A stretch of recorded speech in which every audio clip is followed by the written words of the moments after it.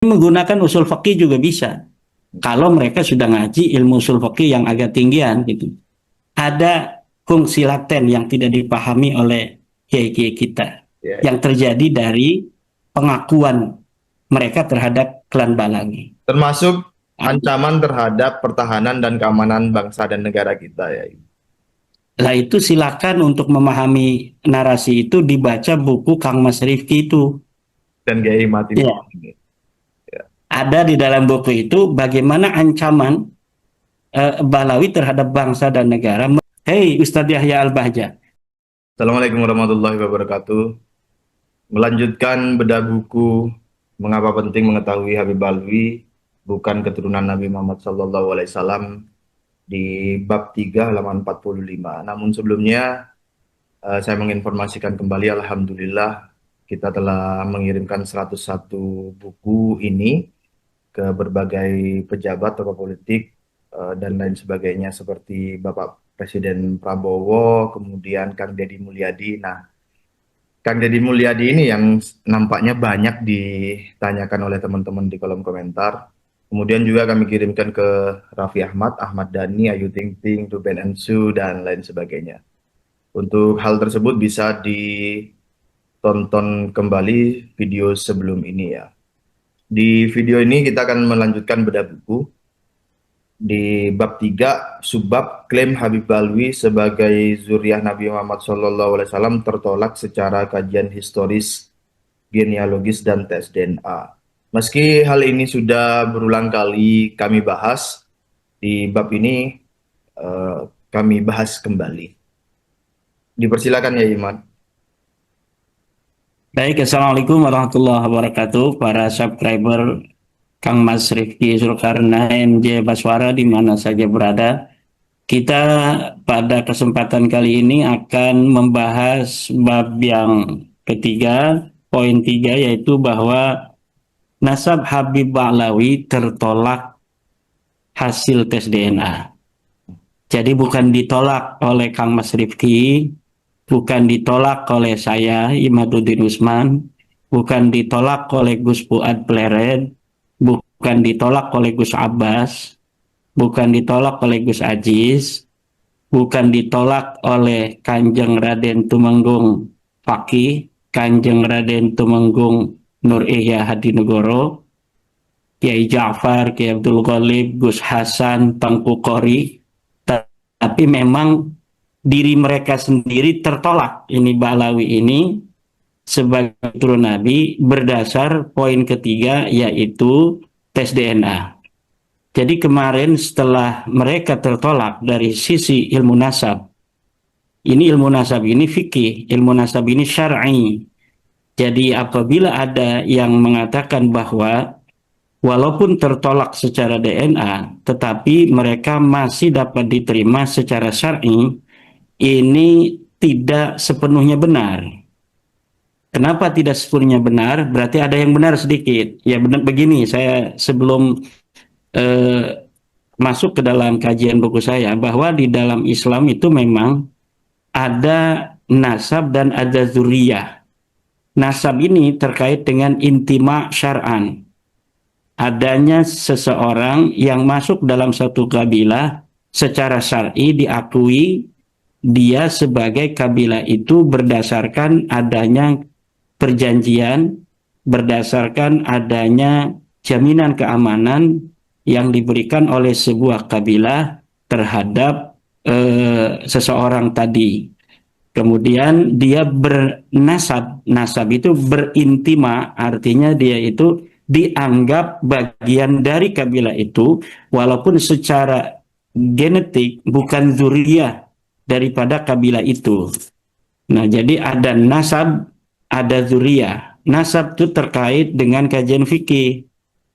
Orang yang apa namanya itu bukan keturunannya secara biologis dapat dikatakan bernasab kepada seseorang jika ada ikatan syara seperti perkawinan.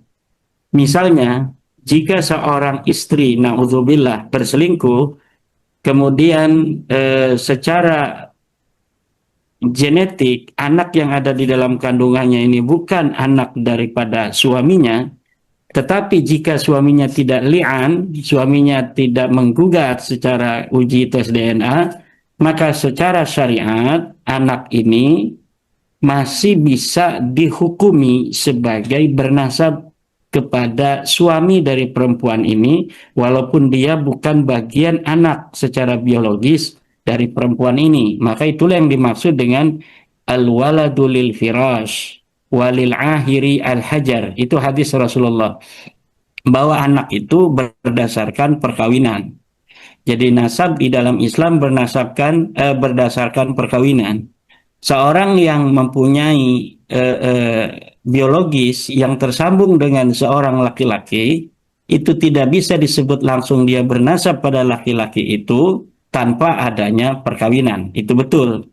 Sebaliknya, apabila terjadi hal yang sebaliknya, yaitu ketika seorang anak yang ada di dalam perut seorang wanita kemudian dilahirkan, walaupun kemudian dapat dibuktikan secara tes DNA, dia ini tidak mempunyai darah daripada laki-laki itu, maka secara syariah dia masih bisa dihukumi sebagai anak daripada laki-laki itu secara hukum duniawi. Misalnya seperti waris mewarisi. Ketika laki-lakinya itu meninggal, maka dia secara syariat bisa mendapatkan harta peninggalan itu. Nah, itu kalau nasab. Kalau dzurriyyah, itu yata'allaqu bil jaini. Dia berkaitan dengan darah, berkaitan dengan genetik. Seseorang yang tidak mempunyai genetik dari orang lain, maka dia tidak bisa disebut dzurriyyah daripada orang tersebut. Nah, sekarang kita bertanya kepada Mang Ba'lawi itu. Mang Ba'lawi itu kan klaimnya di dalam darahku atau di dalam tubuhku itu mengalir darah Rasulullah. Itu adalah sebuah dakwah, itu sebuah qadiyah. Sekarang kita buktikan betul atau tidak mereka memiliki darah daripada Rasulullah. Nah, secara ilmu nasab gugur dia sebagai keturunan langsung daripada Nabi Muhammad. Tetapi secara fikih bisa jadi bagi orang yang belum membaca buku saya bisa dinisbatkan Ba'lawi kepada Rasulullah berdasar adanya suhrah dan istifadah yang sangat lemah itu.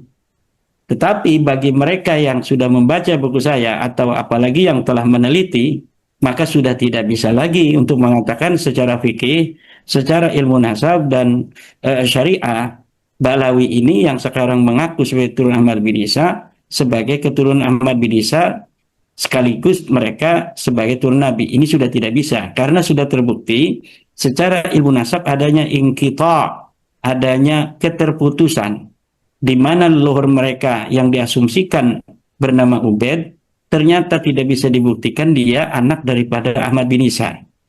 Nah, sementara para kiai-kiai kita berdasarkan fikih katanya, padahal itu kita bisa dapat memastikan, Kang Mas Rifki, bahwa mereka salah memahami fikih aja. Jadi mereka membaca kitab fikih tetapi tidak mendalam di dalam memahami kitab fikih itu. Karena apabila mereka memahami secara dalam ilmu fikih yang telah diatur di dalam kitab-kitab fikih, bahwa telah jelas suhrah dan istifadah itu seperti dalam kitab Fathul Mu'in itu disyaratkan adamul mu'arid, tidak adanya penentang, tidak adanya bayyinatun sharihatun yang membuktikan sebaliknya. Ketika sudah ada bayyinatun sharihatun taqulu bil aksi yang berkata sebaliknya, maka sudah tidak bisa lagi surah dan istifadah itu diterima. Tetapi okelah, para kiai-kiai kita itu masih berhusnudzon berdasarkan tingkat keilmuan dan pemahaman mereka di dalam fikih yang tidak terlalu mendalam itu. Kalau mendalam, betul-betul mengkaji, membaca dengan betul-betul dibaca dan ditelaah, saya yakin Kang Mas Rifki bahwa para kiai kita itu akan sama dengan saya berkesimpulan bahwa surah dan istifadah itu tidak bisa digunakan sebagai tools di dalam penetapan sebuah nasab jika ditemukan adanya mu'arid. Apa itu mu'arid? Penentang daripada premis yang telah ada itu. Apa premisnya? Surah dan istifadah. Apa surah istifadah dalam kasus Ba'lawi? Bahwa Ba'lawi adalah turunan Ubaid, yang Ubaidnya adalah anaknya Ahmad. Sementara ada mu'arid, yaitu kitab-kitab nasab dari mulai abad ke-5 Hijriah sampai abad ke-9 Hijriah yang berbicara sebaliknya, bahwa Ahmad bin Isa sama sekali tidak diberitakan mempunyai anak bernama Ubaidullah atau Abdullah atau Ubaid. Seperti tidak ada berita dalam kitab nasab dan kitab sejarah yang membuktikan bahwa seseorang yang bernama Ahmad bin Isa ini berhijrah dari Basrah ke Hadramaut. Bagaimana dia bisa berhijrah dari Basrah ke Hadramaut sementara bukti empiris bahwa dia ada di Basrah saja tidak bisa dibuktikan sampai sekarang. Saya sudah menantang bukan menentang para Ba'lawi untuk bisa membuktikan keberadaan daripada Ahmad bin Isa ada di Basrah. Sampai sekarang tidak bisa mereka membawakan satu dalil pun bahwa Ahmad bin Isa pernah ada di Basrah berdasarkan bukti-bukti primer, yaitu sumber-sumber yang ada pada zamannya atau sumber yang mendekatinya. Di dalam ilmu sejarah itu disebut dengan contemporary record. Nah, contemporary record yaitu sebuah sumber yang bisa kita akses untuk membuktikan eksistensi seorang tokoh yang ada di suatu masa berdasarkan yang ditulis olehnya atau ditulis oleh orang yang semasa dengannya, atau kalau tidak ada adalah yang paling mendekati daripada masa itu yang mereportase keberadaan dia. Dan itu semua tidak ada.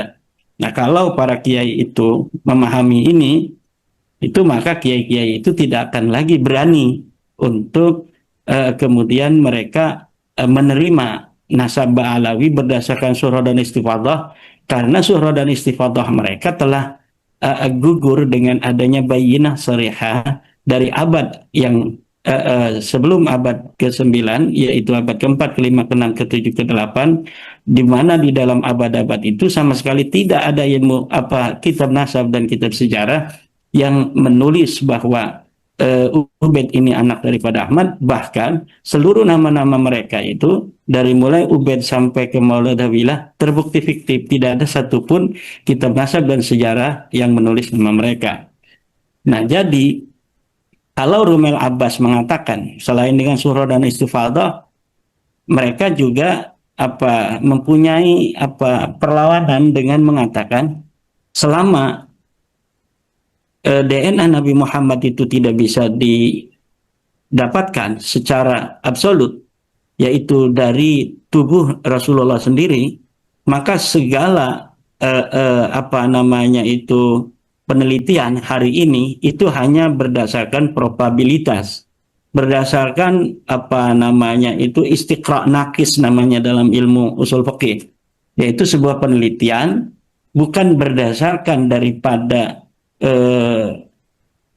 langsung daripada zat yang ingin kita teliti, tapi berdasarkan kebanyakan sampel-sampel yang mengarah kepada zat yang diteliti itu.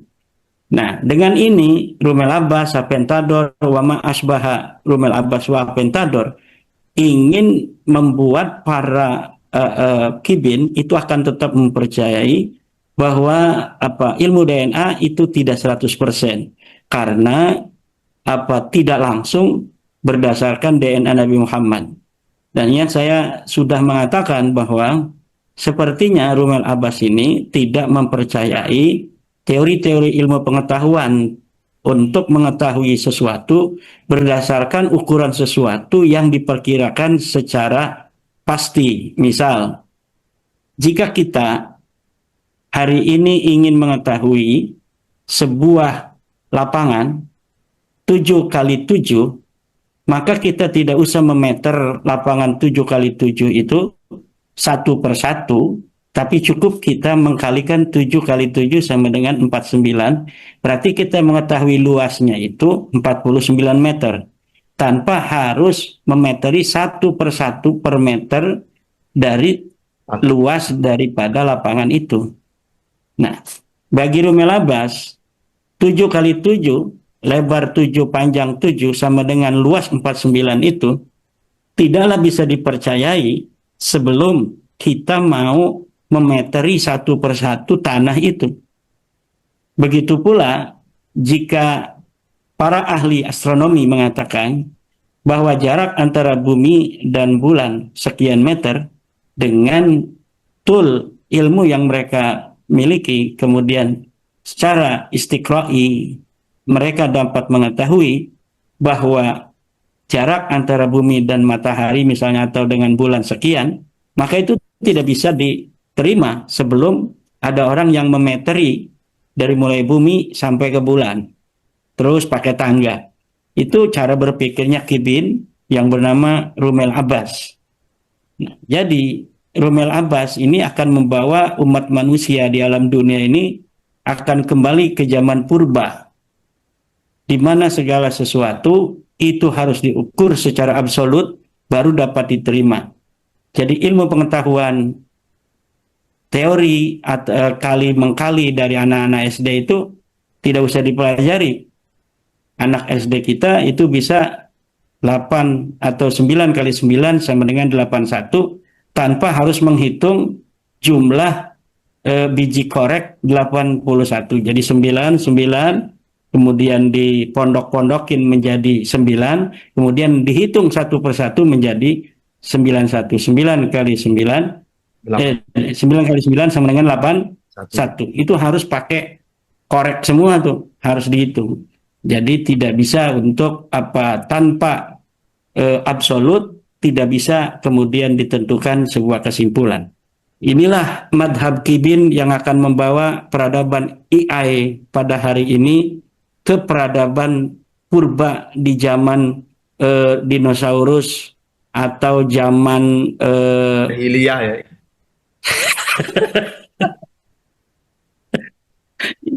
Dari tadi saya pengen ketawa Kang Mas Rifki. Kalau ingat Rumel Abbas ingin membawa generasi kita ke generasi cara berpikir kelas Kibin itu. Nggak masuk akal gitu. Karena hari ini tidak ada DNA Nabi Muhammad, maka kita tidak akan bisa mengetahui DNA Nabi Muhammad. Nah, bagaimana kita tidak bisa mengetahui DNA Nabi Muhammad? Wong kita yakin Nabi Muhammad hari ini mempunyai keturunan. Tinggal kita pilih mana keturunan-keturunan yang terbukti valid secara ilmu, sejarah, dan ilmu nasab. Kemudian sampel-sampel mereka kita uji DNA-nya.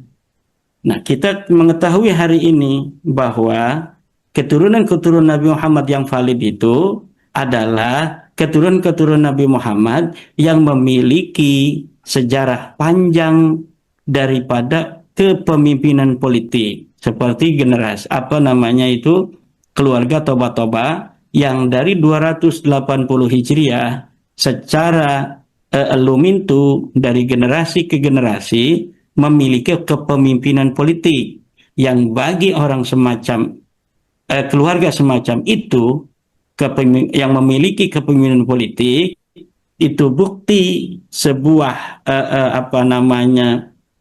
bayina untuk mengatakan dia anak daripada seseorang raja itu sangat dibutuhkan. Oleh karena itu ditulis setiap masa, setiap generasi. Dan Toba-Toba itu generasi terakhir rajanya itu berakhir kepemimpinan politiknya tahun 60 dan dia wafat tahun 99 Masehi 1999. Jadi baru beberapa tahun saja. Nah, ini keluarganya hari ini sudah tes DNA. Tes DNA-nya J1. Memiliki subclade daripada subclade-nya Quraisy, memiliki subclade keluarga Adnani, memiliki subclade keluarga Abdul Muthalib, memiliki subclade keluarga daripada Sayyidina Ali, J10500 atau 10.500. Nah, kemudian keluarga lainnya yang ada di Mekah, yang tidak kenal itu dengan toba-toba yang ada di Yaman, tes DNA juga. Mereka memiliki kesamaan eh, genetik di atasnya, memiliki kakek bersama gitu. Tanpa adanya telepon, tanpa saling kenal mengenal, tanpa adanya musyawarah terlebih dahulu, akhirnya keluarga ini tes DNA dan tes DNA-nya plus sama. Haplogrupnya J1 memiliki subklat Quraisy JL589, kemudian memiliki apa namanya ciri genetik daripada keluarga Sayyidina Ali 10500, bahkan ke bawahnya pun sudah diteliti oleh para pakar genetik memiliki tanda-tanda perkeluarga di antara mereka.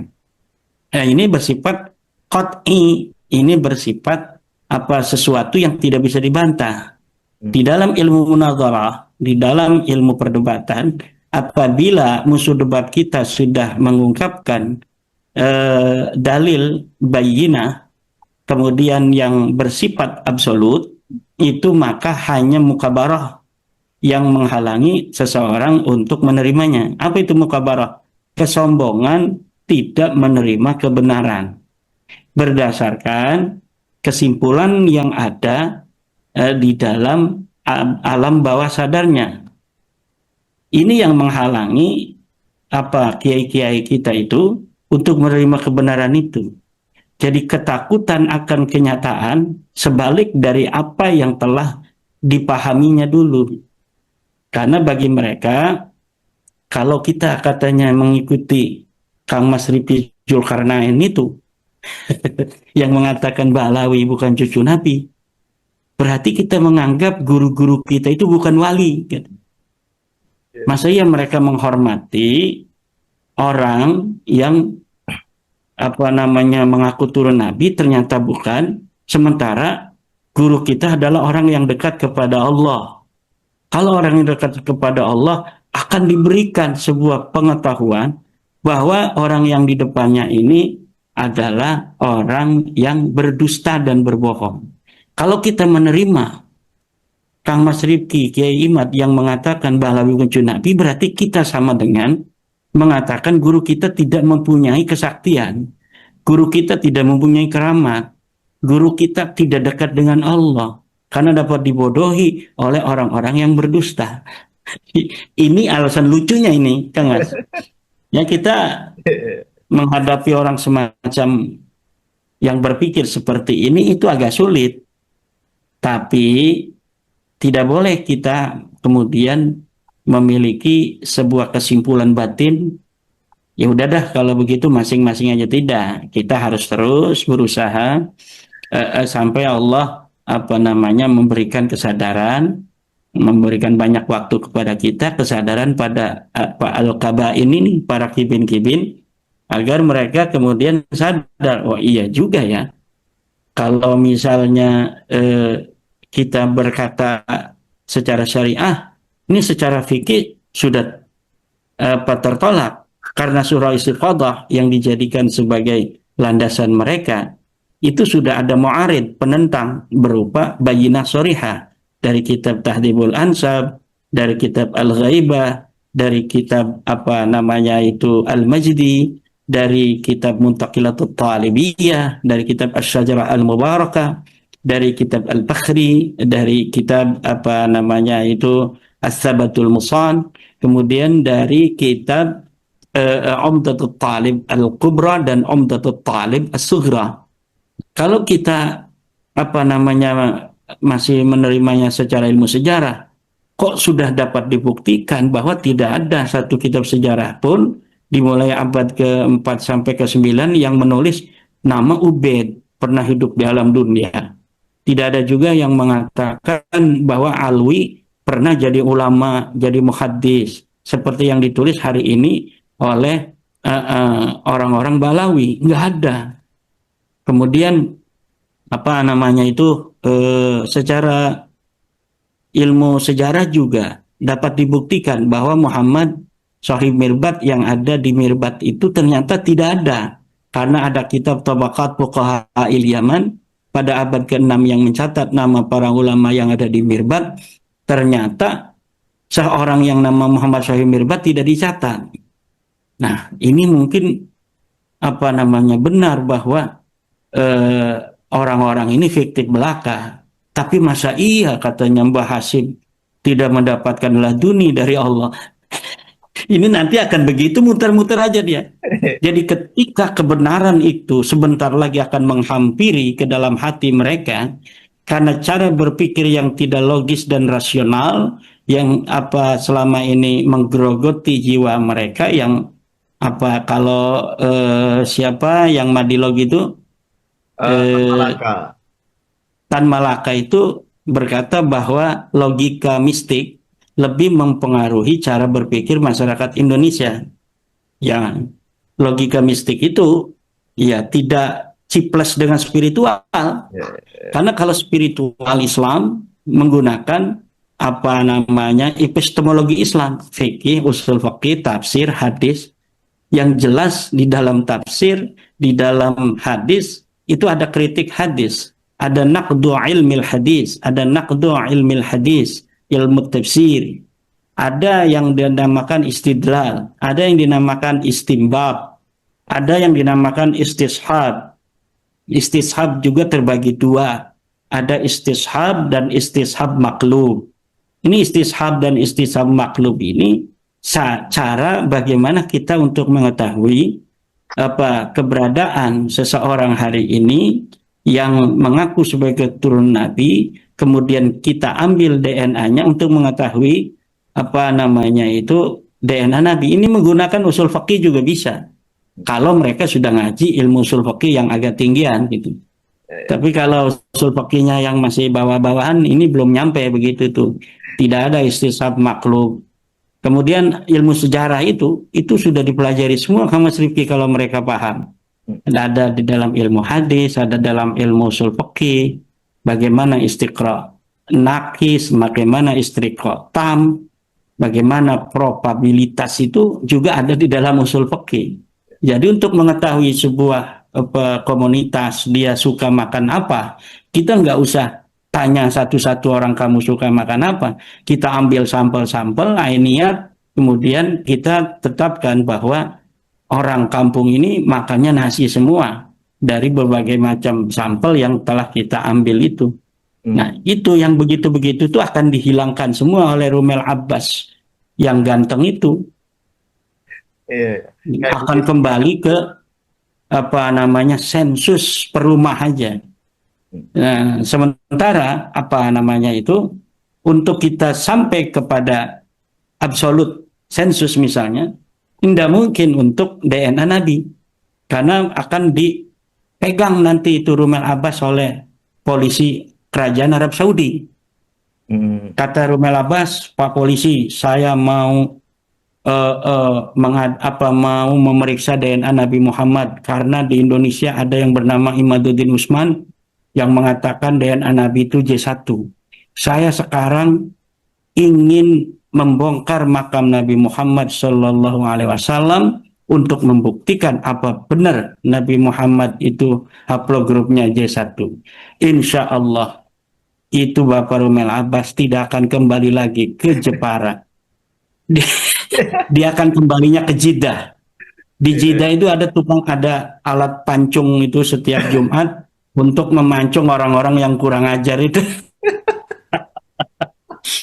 Bahkan menurut para ahli, termasuk Bapak Dr. Sugeng Pondak Sudiharto, walaupun misalnya ada ijma umat Islam hari ini bahwa untuk menjaga nasab Nabi Muhammad, mari kita bareng-bareng untuk mengambil sampel daripada DNA Nabi Muhammad. Walaupun ada ijma begitu, secara ilmu pengetahuan biologi, belum tentu DNA yang sudah berumur 1400 tahun itu bisa dibaca. Itu Yuya bisa dibaca dengan teknologi mumi yang sangat terkenal di Mesir, tapi tetap bagian-bagian tertentu tidak bisa dibaca. Jadi yang paling mungkin untuk mengetahui DNA seseorang dari yang sudah berumur 500 atau 1000 tahun itu adalah dengan menguji dari keturunannya yang valid. Jadi keturunan juga yang valid.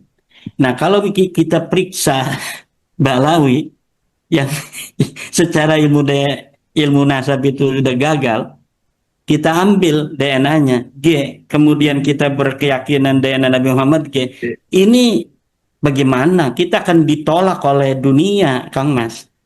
Karena apa? Karena sudah ada penelitian secara ilmu sejarah, nama nama mereka tidak terkonfirmasi pernah hidup di alam dunia. Sudah ada penelitian ilmu nasab bahwa kitab-kitab nasab tidak bisa memverifikasi keberadaan Ubaid sebagai anak Ahmad.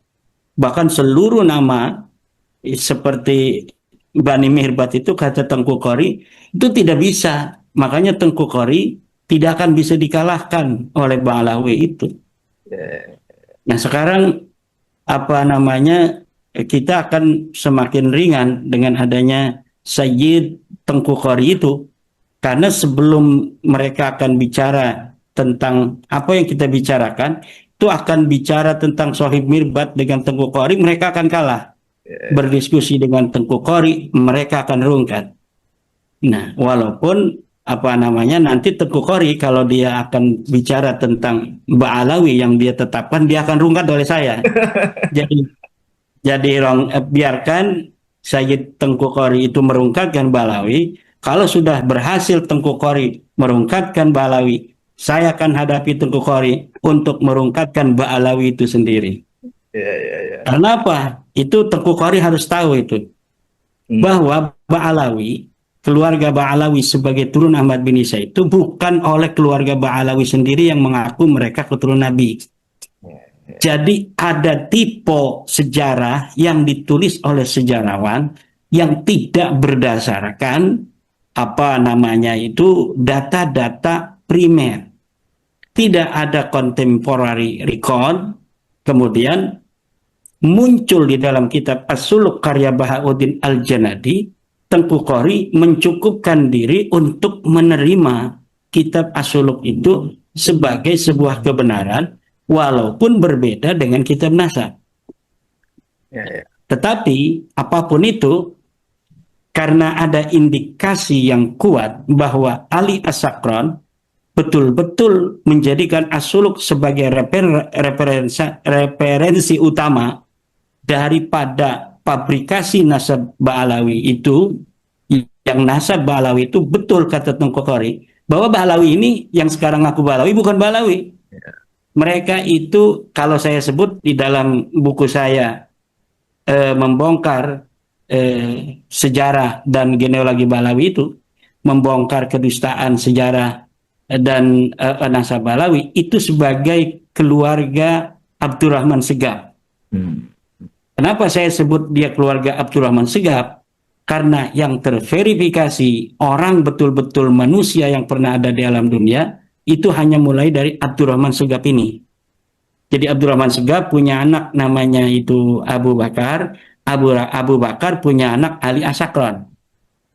Nah, Ali As-Sakron inilah dari cucunya Abdurrahman Segaf yang paling aktif menulis kitab tentang nasab mereka ini.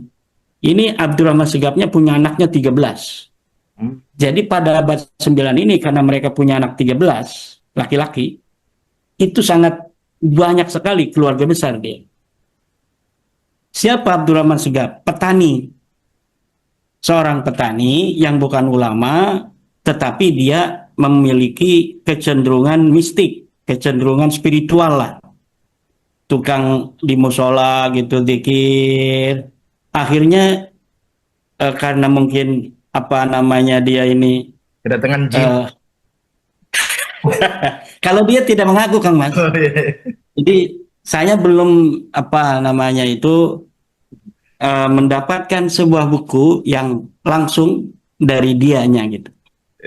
Tapi ada sebuah buku namanya Al-Jawharus Syafaf. yang diatributkan, ditulis Al-Khatib. oleh Abdurrahman Al-Khatib di abad ke-9 yang sampai sekarang Romel Abbas, Ahmad Aoud dari Oman itu tidak bisa membuktikan bahwa Abdurrahman Khatib betul-betul pernah hidup di abad di tahun 855 Hijriah.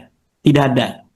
Mereka tidak bisa membuktikannya. Karena saya meyakini kitab itu ditulis abad 10 atau setelahnya kemudian diatributkan kepada orang yang ada di abad ke-9. Hmm. Untuk apa? Untuk menguatkan posisi kreasi dari Ali Asakron. Karena Ali Asakron akan terlihat nampak sendirian ketika Ali Asakron ini membangun kesejarahan Nasabalawi.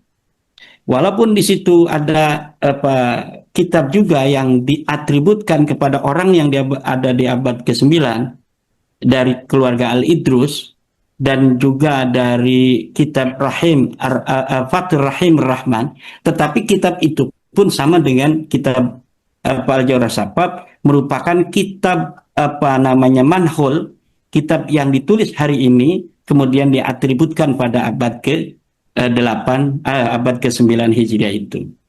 Jadi begitu rungsebnya dalam bahasa Banten nasabah Alawi dan sejarahnya itu akan sulit bagi orang yang tidak terbuka jiwanya, belum diberikan futuh untuk dapat memahami itu, apalagi kalau dia memiliki background keyakinan yang kuat, yang dengan itu dia akan bunuh diri tentang dirinya sendiri kalau dia menerima kesimpulan Balawi bukan cucu Nabi. Misal dia yang sudah punya menantu Balawi, dia sudah berharap-harap gitu. Saya alhamdulillah mendapatkan rizki dari Allah, mendapatkan seorang menantu, cucu daripada kekasihmu, ya Allah, terima kasih gitu. Dia dapat istihara mungkin. Dia tidak mau dikatakan istiharanya itu salah, bukan dari Allah tapi dari setan kan. Dia akhirnya sekarang hanya penyesalan yang ada. Semua telah terjadi. Kalau aku menerima apa yang dikatakan oleh Kiai Imad, maka sama saja saya mengatakan bahwa istiharah saya salah katanya. Kemudian saya juga kalau menerima, sama saja saya menyatakan bahwa orang tua saya, kiai saya, dulu guru saya, salah semua dan tidak memiliki basirah, tidak memiliki mata hati. Padahal gaya berpikir semacam ini itu tidak dikenal dalam dunia ilmiah Islam, tidak dikenal dalam dunia ilmu hadis, dalam dunia ilmu fiqih, dalam dunia ilmu tafsir. Ini hanya dikenal sufi-sufi kuburiyah itu yang ada di Yaman itu. Cara-cara berpikir yang semacam itu yang tidak logis. Atau di dalam tradisi Syiah. Dalam tradisi Syiah ada yang semacam itu. Ya, baik. Nah, kalau dalam tradisi Ahlussunnah wal Jamaah tidak seperti itu. Logis. Agama ini logis. Agama ini logis. Seluruh aturan Tuhan yang ada dalam Al-Quran dan hadis logis. Makanya agama Islam mudah sekali untuk diterima oleh orang-orang cerdas. Nah, awalnya ada iman. Ini tidak bisa diverifikasi. Jadi iman itu tidak bisa diverifikasi karena itu tidak masuk dalam kajian empiris. Tapi seluruh ajaran Allah yang diberikan melalui wahyu dengan perantaran malaikat Jibril yang telah diterima oleh Nabi Muhammad itu kemudian setelah diteliti oleh para umat juga dari umat non-Islam, ini tidak ada yang masuk ke dalam ranah tidak logis. Jadi semuanya dapat dibuktikan. Jadi iman itu sendiri, misalnya iman pada Allah, itu kita tidak bisa dibuktikan karena Allah bukan materi. Kita mengatakan Allah itu ada, itu tidak bisa dibuktikan secara empiris. Tetapi kita bisa membuktikannya secara nazari, bahwa tidak mungkin adanya alam ini tanpa adanya pencipta. Karena tidak ada sesuatu di mana sesuatu itu hari ini ada, kemudian tidak ada yang mengadakan. Dari apa yang kita lihat, buku semuanya ada yang mengadakan. Berarti alam dunia dengan segala keteraturannya ini juga ada yang mengadakan. Itu wilayah iman yang tidak membutuhkan bukti empiris. Beban pembuktian itu tidak ada dalam masalah iman. Makanya bicaranya juga iman. Sesuatu yang wajib dipercayai untuk dikatakan sebagai seorang mukmin, sebagai seorang Islam. Iman itu kan ada 6 rukun. Iman ada 6 menurut kita. Kalau menurut Balawi katanya tambah 1 ada 7. Yaitu harus percaya pada nasa Balawi.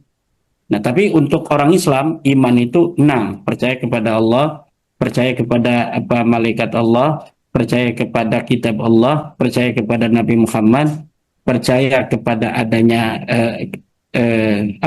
hari kiamat, percaya adanya takdir. Nah, kalau 6 ini ada, walaupun berbeda pendapat antara satu firqah dengan firqah yang lain itu tajam, maka dia bisa disebut sebagai orang Islam.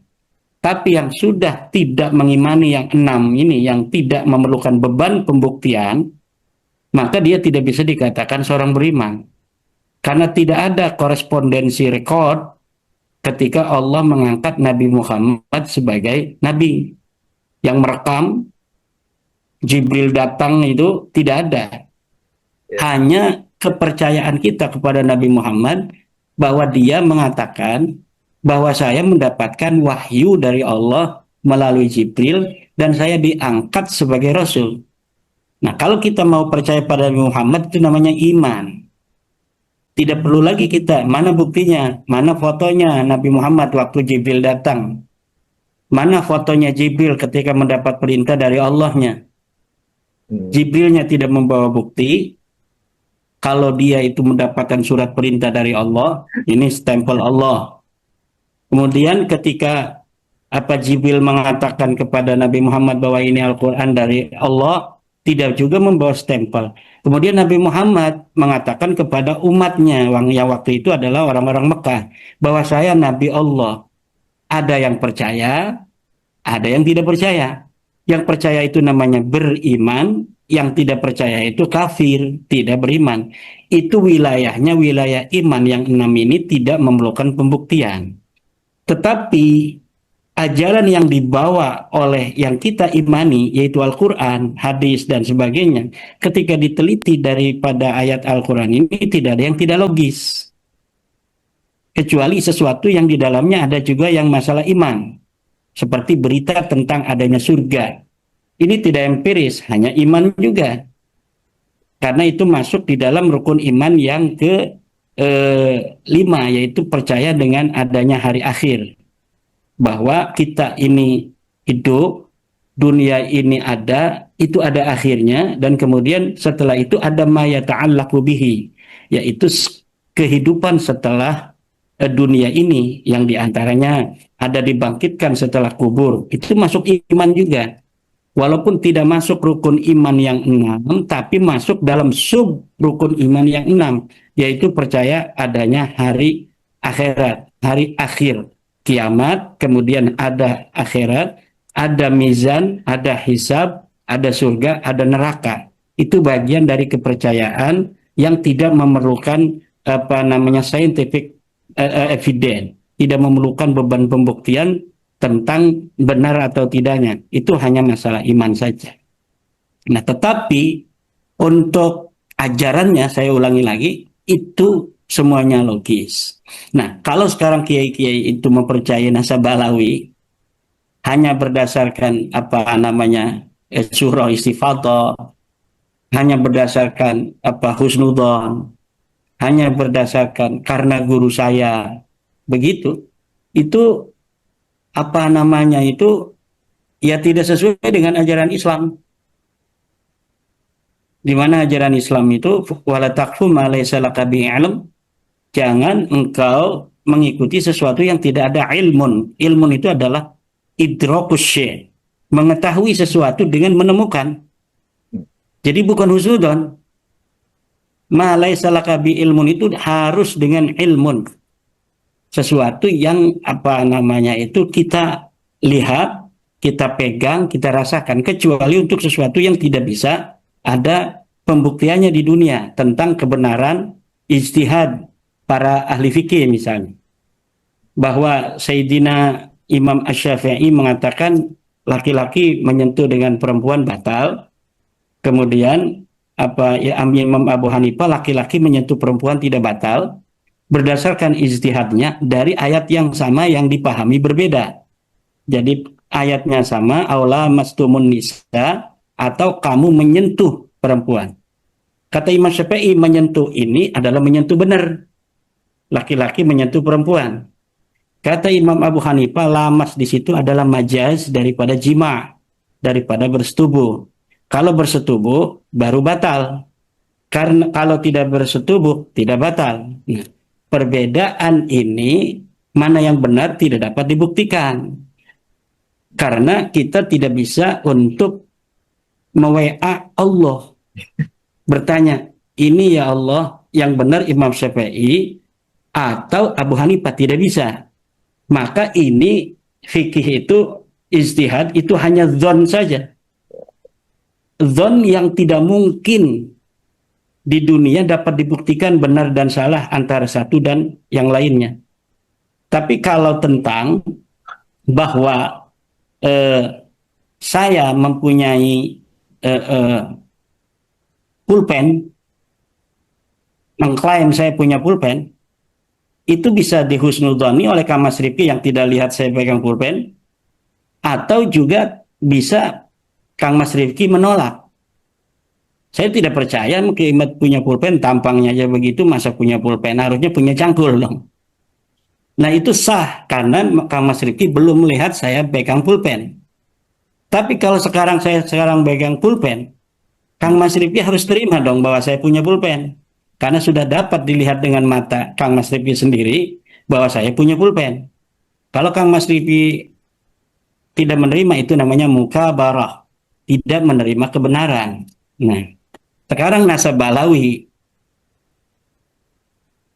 bahwa secara DNA orang-orang yang mengaku keturunan Nabi Muhammad hari ini dari berbagai macam klan yang terbukti valid sejak ilmu nasab, bahwa dia keturunan baginda Nabi dari keluarga yang ada di Mekah Al-Mukarramah, yaitu Bani Qatadah, Bani Sulaiman, Bani Abadillah, Bani Aunur Rafiq, kemudian Bani Yordan Al-Hashimi, kemudian dari apa namanya itu Mesir, dari Bani Qandil, kemudian dari Irak, semuanya tes DNA.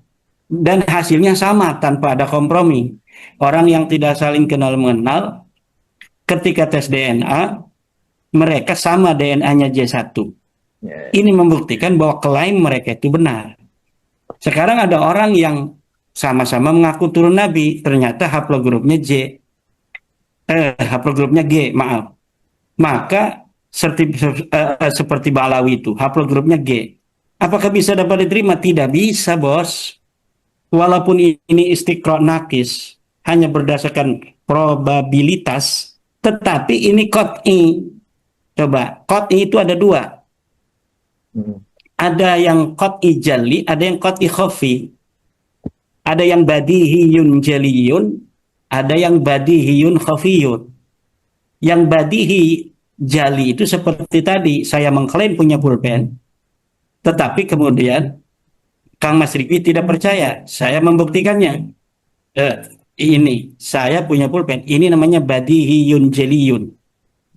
Tetapi ada juga yang namanya qat'i itu yang tidak langsung, namanya badihiyun khafiyun.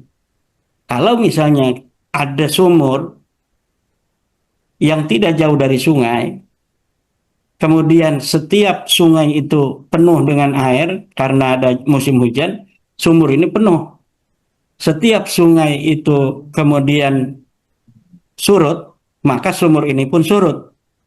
Lalu ketika kita suatu hari melihat sumur itu penuh airnya, kita mengatakan bahwa kali sedang penuh airnya tanpa melihat kali. Dari mana Anda bisa mengatakan bahwa kali itu sedang penuh padahal Anda tidak melihat kali? Dari sumur ini.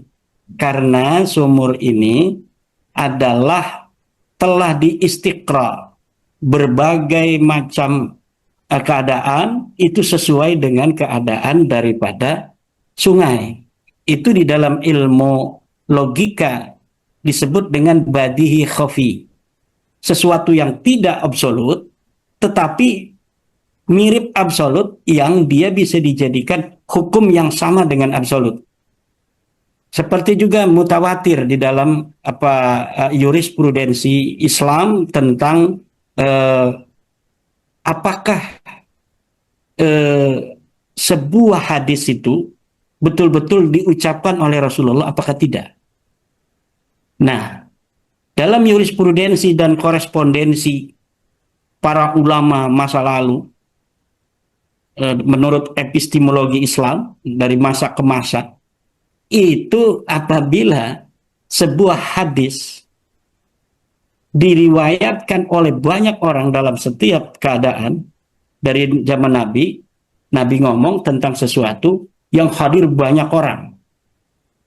Misalnya Nabi mengatakan, seorang perawi mengatakan, ketika Nabi berada di Masjid Madinah sedang berkhutbah, maka Nabi mengatakan A, B, C.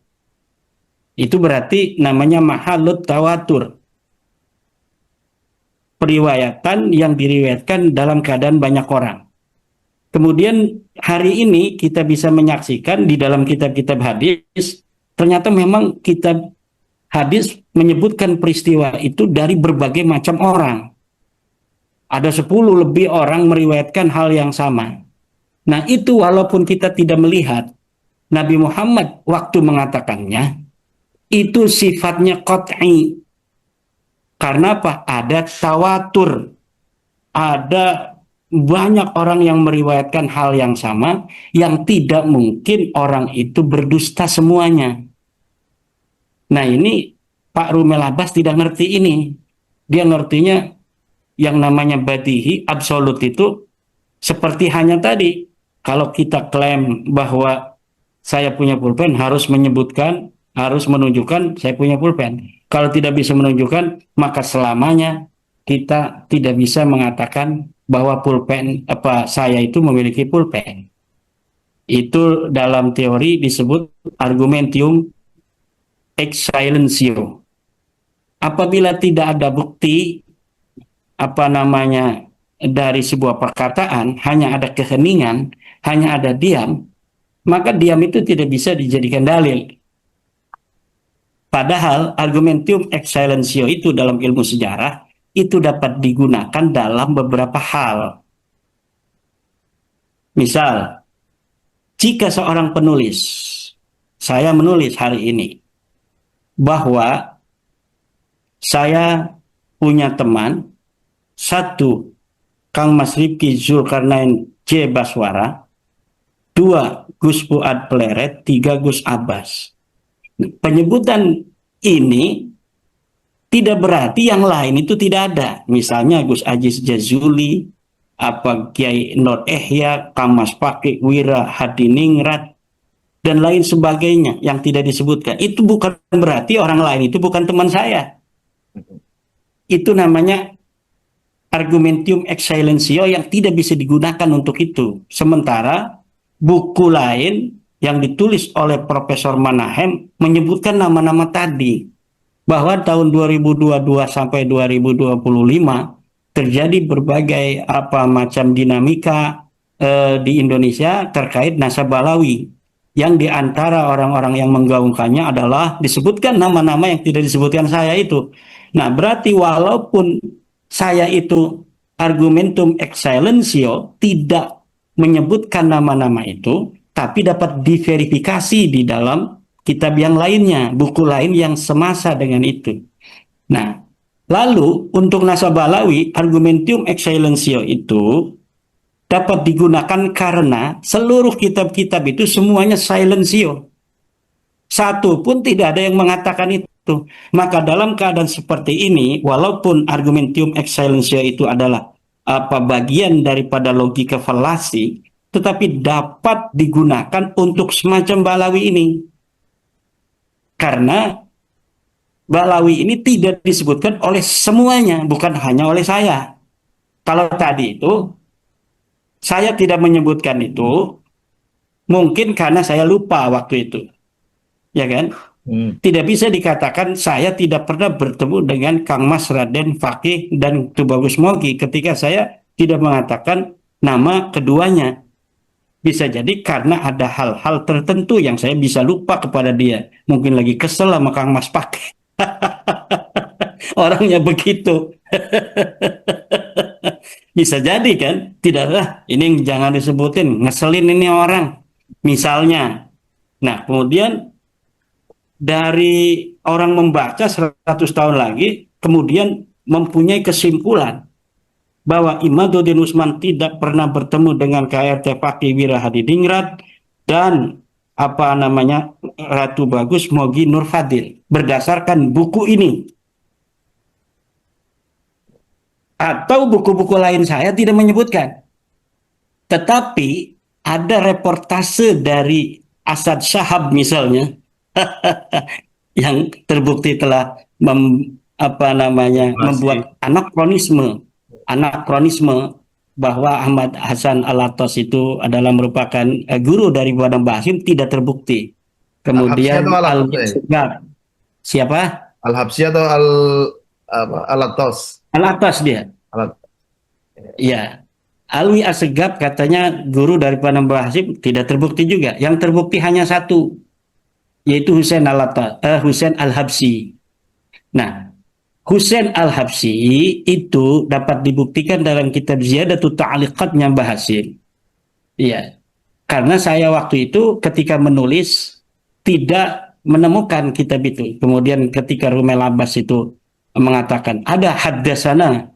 Nah, kalau haddasana ini memang sudah apa bisa dikatakan bahwa menerima satu hadis itu. Ya, tapi bukan berarti guru dalam konteks apa namanya guru yang dipahami di dalam apa namanya itu tradisi santri Jawa. Dalam tradisi santri Jawa itu guru itu ada guru pesantren, ada guru barokah, ada guru satu riwayat. Misalnya saya meriwayatkan kata-katanya Rizik Sihab Hmm. bahwa Rizik mengatakan monyet, unyil. Nah ini saya perawi daripada Rizik Sihab itu.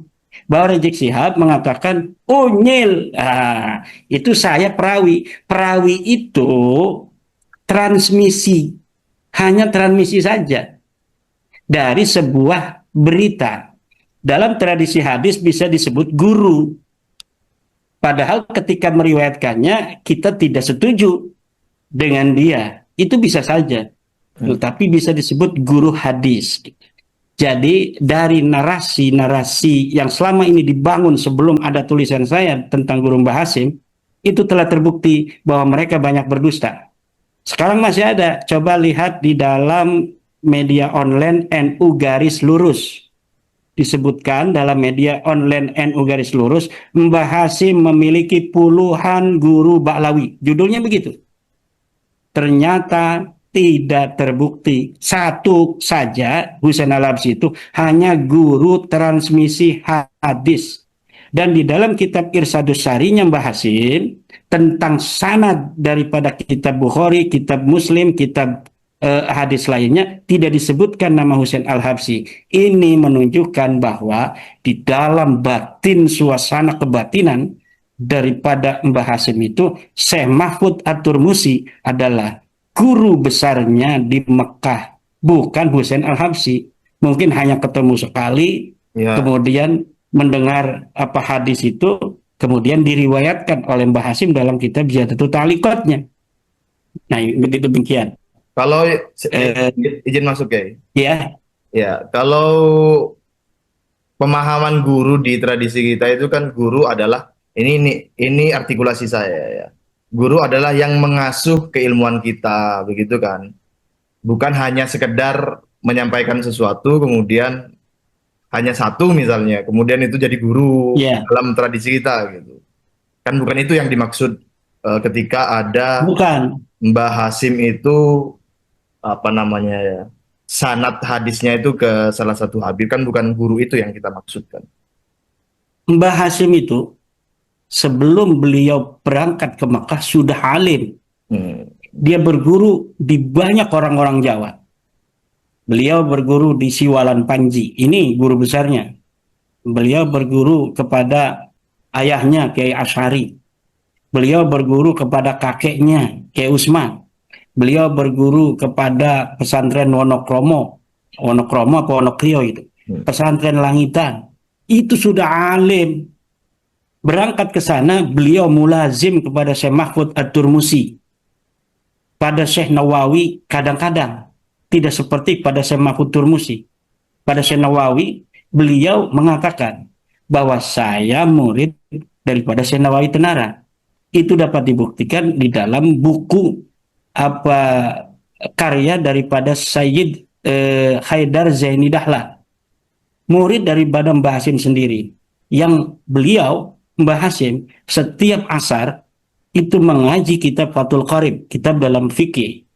Kemudian Sayyid Haidar ini ikut mengaji pada Mbah Hasim.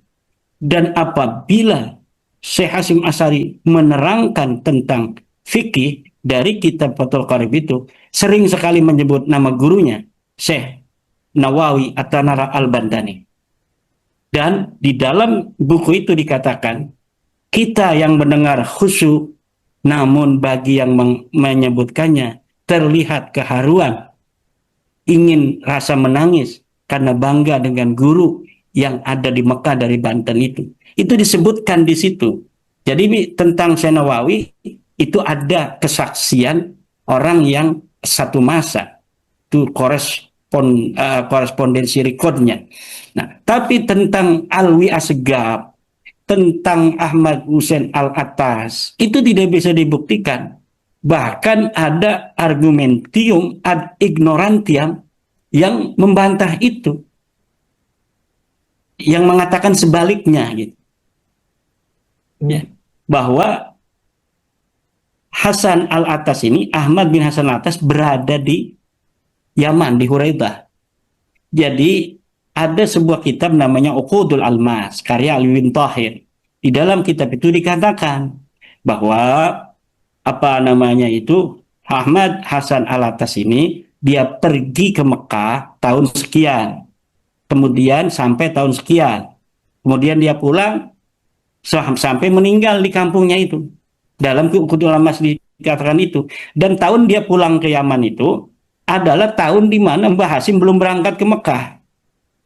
Kata Rumel Al-Abbas dari Bani Ahdal, katanya bahwa ini Ki-Imad itu falasi, argumentium excellentium, kesunyian, tiada beritanya tentang apakah Hasan Al-Attas ini ke Mekah lagi, tidak disebutkan. Tapi dia bisa menyimpulkan. Itu namanya logika falasi. Logika falasi, argumentium excellentio, untuk Balawi itu wajib. Seperti argumentium ad ignorantiam, untuk Balawi itu wajib. Apabila Balawi mengklaim sesuatu hal, maka jangan dipercayai kecuali ada bukti sebaliknya. Kecuali ada bukti yang sebaliknya dari ketidakpercayaan kita, yaitu bukti yang membenarkan klaim dia. Kenapa? Karena sudah berjejer kedustaan sejarah cipta sejarah Ba'lawi yang ada sejak abad 9 sampai hari ini. Sampai yang ada di akun-akun mereka sekarang. Mereka terus memproduksi kedustaan-kedustaan sejarah itu. Sampai makam-makam yang tidak ada pun diciptakan untuk persiapan kesejarahan untuk anak cucu mereka. Sementara Al-Kaba'in, para kibin-kibin itu, mereka tidak sadar bahwa apa yang telah dilakukan oleh Ba'lawi hari ini akan merugikan keturunannya ke depan. Dia akan mempunyai fungsi manifest saja. Tidak berpikir tentang fungsi laten. Nah, fungsi manifestnya, kenapa dia masih mengakui nasab Balawi? Nggak enak, dia saudara kita, dia teman kita, sudah lama kenal.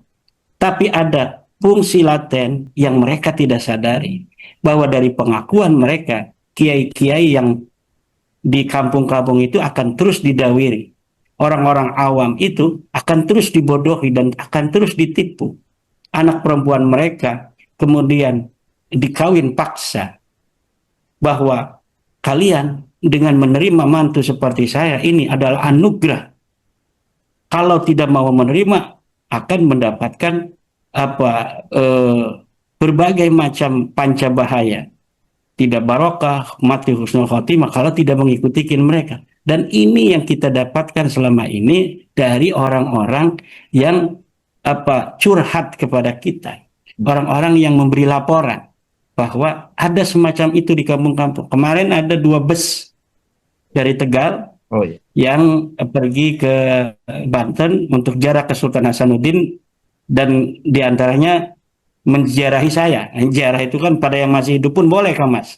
Ya, Jadi udah berkali-kali masyarakat datang ke kampung saya ini, walaupun untuk sampai ke kampung saya ini kalau pakai bus harus jalan dia.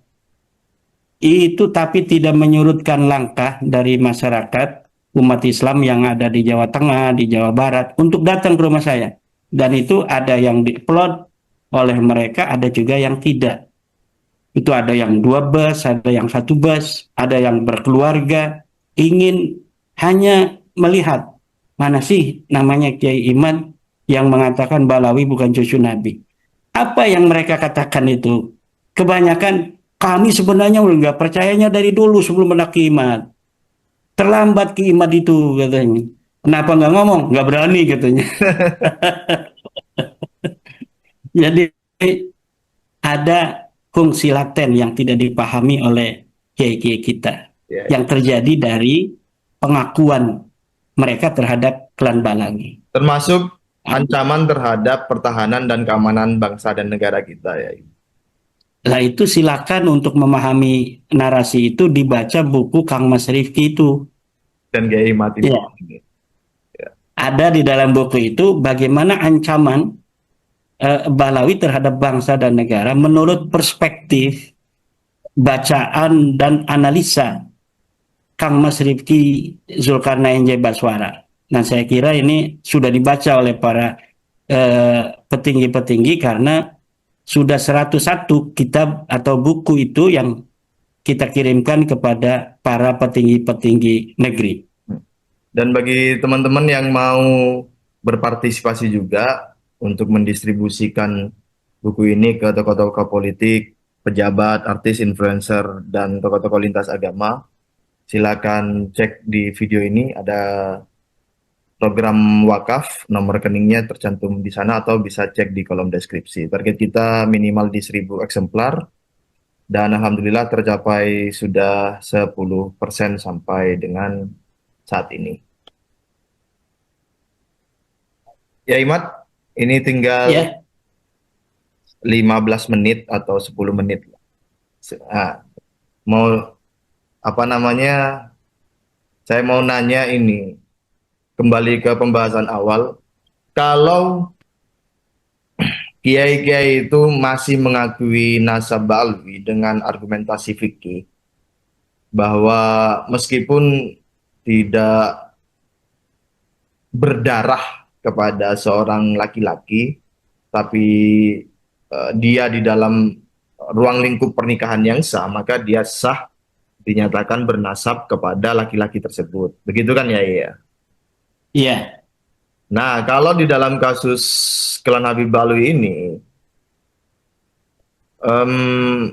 arti dengan bukti-bukti yang sudah kita ajukan dan kiai-kiai dan budak-budak itu masih mengakui nasab klan Habib Balwi bersambung kepada Rasulullah,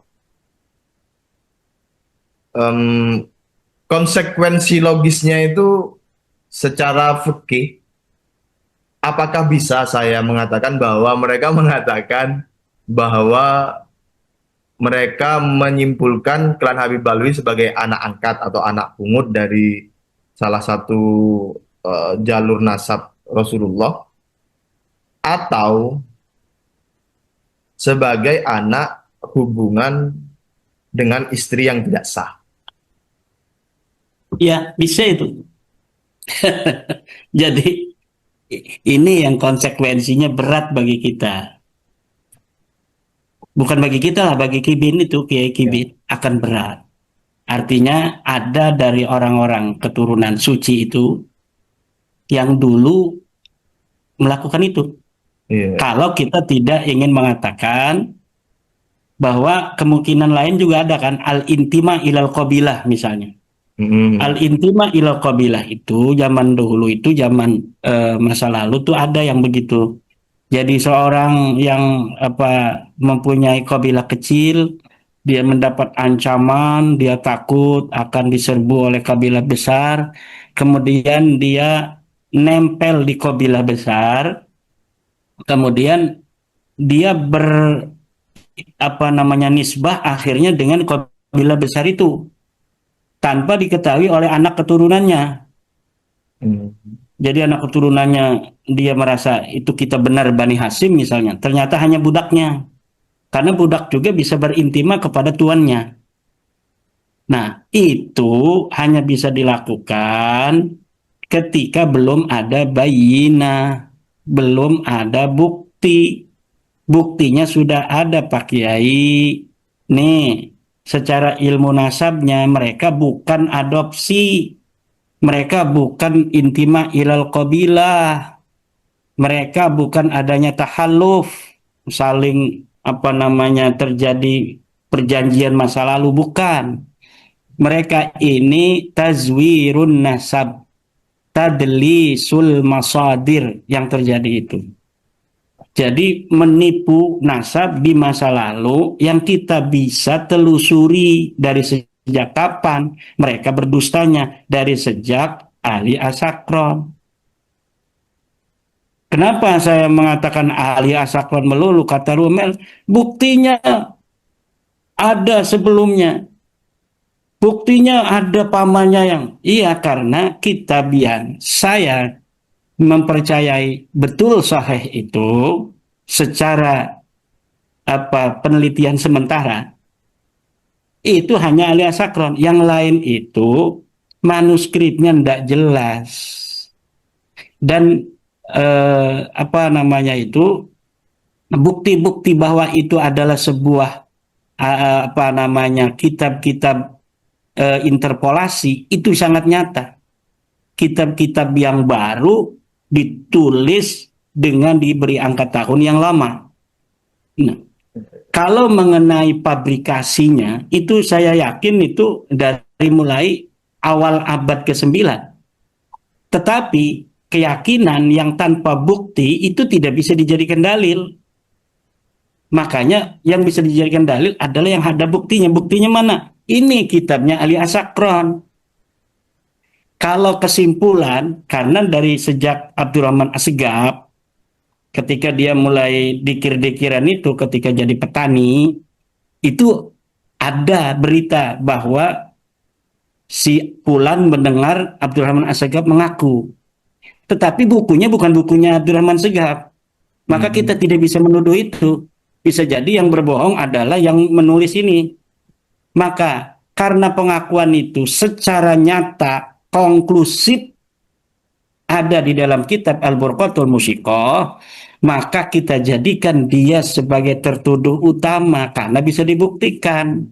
Kalau kita berdalil dengan sesuatu yang tidak bisa dibuktikan, itu tidak boleh. Oh, kita berdalil dengan sesuatu yang tidak ada. Kita berdalil dengan yang ada dan validitasnya dan originalitasnya bisa terjamin. Yang originalitas dan validitasnya bisa dijamin dan diakui oleh mereka sendiri juga, yaitu kitab Al-Burqatul Musyiqah. Kalau Al-Jaharus Sapab tidak bisa dibuktikan. Yang dari kerajaan Oman itu membuat kitab Idharul Haqiqah, saya jawab dengan kitab Tahafutul Ansab, sampai sekarang dia tidak bisa lagi untuk berkata menentang kitab saya. Seorang Dr. Muhammad Ba'zib yang banyak meneliti sejarah Yaman, manuskrip-manuskrip Yaman. Saya kasih beberapa pertanyaan, dia tidak bisa menjawab lagi. Mungkin sekarang dia lagi berpikir, Apa iya begini salah semua ya?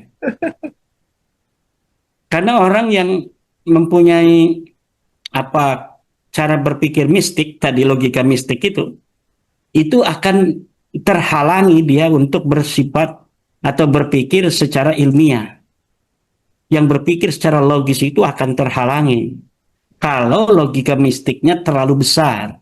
Orang NU itu kan ada logika mistik juga. Logika mistik yang saya maksud di orang NU adalah logika spiritual, yaitu logika tasawuf. Tapi tasawufnya sudah diberi jalan oleh Mbah Hasyim Asy'ari, tasawuf Al-Ghazali yang berdasarkan hadis-hadis dan Al-Quran. Bukan tasawuf Ba'lawi yang berdasarkan khurafat-khurafat yang sekarang sudah dapat terverifikasi khurafatnya. Baca bukunya Gus Aziz Jaduli dan Kiai Nur Ihya. Itu 400 khurafat Ba'lawi terverifikasi dan valid ada di kitab-kitab mereka. Belum lagi kalau Anda, wahai para penonton Al-Kabain, membaca bukunya Profesor Menahem Ali, seorang mu'allaf yang profesor, yang logis, ahli Yudeo Kristiani. Bagaimana sekarang beliau membuat sebuah buku tentang penelitian nasab juga. Ini akan semakin rungkat min ayyi wajhin, min ayati jihah gitu. Dari segala penjuru yang ada bagi Kibin hanya meratapi kenapa semua ini bisa terjadi. Sungguh kejamnya itu Kang Mas Rifki Zulkarnain. Kejam sekali itu Gus Fuad. Kejam sekali itu Kiai Iman. Kejam sekali Gus Abbas. Yang menyatakan bahwa Balawi bukan cucu Nabi. Apa yang akan terjadi kalau mereka bertemu Rasulullah? Itu masih dikatakan nggak malu oleh apa Ustadz Yahya Al-Bahja. Hei Ustadz Yahya Al-Bahja, apa yang akan kau pertanggungjawabkan di hadapan Gusti Fatimah radhiyallahu anha? Bahwa engkau memasukkan Rizik Syihab, engkau memasukkan Taufik Segaf bukan keturunan Nabi sebagai turunan Nabi. Apa yang akan engkau pertanggungjawabkan, wahai Ustadz Yahya Al-Bahja Cirebon? Betapa malunya engkau akan bertemu dengan Siti Fatimah dalam keadaan memasukkan orang-orang yang bukan keturunannya yang berakhlak rendah sebagai bagian dari keturunan Siti Fatimah yang berakhlak mulia. Madinah bercahaya jika Siti Fatimah sedang bangun di tengah malam.